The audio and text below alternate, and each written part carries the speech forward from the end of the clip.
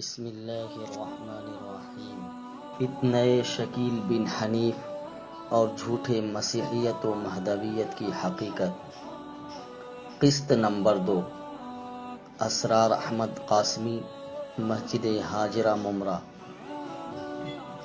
نوجوانوں کو گمراہ کرنے کا ان کا طریقہ کار۔ اس فتنے کا بانی شکیل بن حنیف دربھنگا بہار کا رہنے والا ہے اور عصری تعلیم یافتہ ہے۔ یہ بہار سے دہلی روزگار کی تلاش میں آیا اور پھر دہلی میں ایک جماعت کی سرگرمیوں میں مشغول ہو گیا۔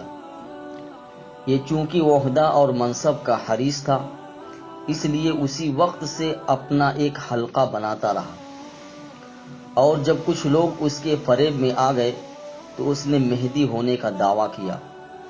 اس پر لوگوں نے اس کو پیٹا اور اس کو دہلی سے نکال دیا، لیکن وہ پھر سے دہلی کے لکشمی نگر کے محلے میں اپنا مرکز بنا کر وہاں سے اس نے فتنے کی ابتدا کی، اور اب یہ اورنگ آباد میں اپنا گڑھ بنا کر لوگوں کو گمراہ کر رہا ہے۔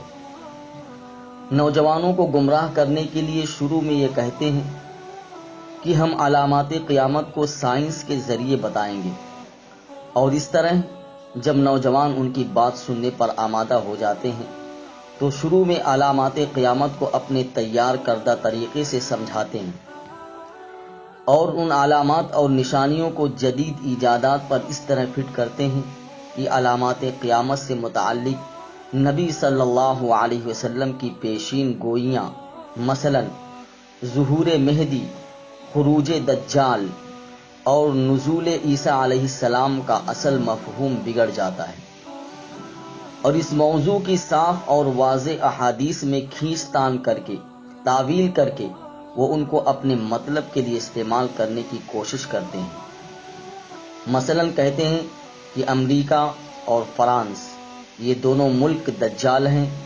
دجال ایک آنکھ سے کانا ہونے کا مطلب سیٹلائٹ ہے، اور دجال کی سواری کا مطلب جنگی جہاز ہے۔ عام لوگ چونکہ علم دین اور احادیث سے پورے طور پر واقف نہیں ہوتے، اس لیے وہ اس فتنے کے آسانی سے شکار ہو جاتے ہیں، اور اس فتنے کی جانب سے احادیث میں تحریف کر کے جو بھی مواد پیش کیا جاتا ہے وہ اس کو قبول کرتے چلے جاتے ہیں۔ یہ فتنہ جن نوجوانوں کو اپنا ہدف بناتا ہے ان کو یہ احساس دلاتا ہے کہ تمام علامات قیامت پوری ہو چکی ہیں، اور اب حضرت عیسیٰ علیہ السلام اور حضرت مہدی کو بھی آ جانا چاہیے، اور وہ دعویٰ کرتے ہیں کہ وہ مہدی اور مسیح شکیل بن حنیف ہی ہے۔ شکیل بن حنیف کو مہدی اور مسیح ثابت کرنے کے لیے وہ وہی مواد استعمال کرتے ہیں جو قادیانیوں نے قرآن و حدیث میں تحریف و تبدیل کر کے تیار کیا ہے، جس سے وہ ملعون مرزا غلام احمد قادیانی کو مسیح اور مہدی ثابت کرنے کی ناکام کوشش کرتے رہے ہیں۔ جاری ہے باقی مضمون آئندہ قسط میں انشاءاللہ۔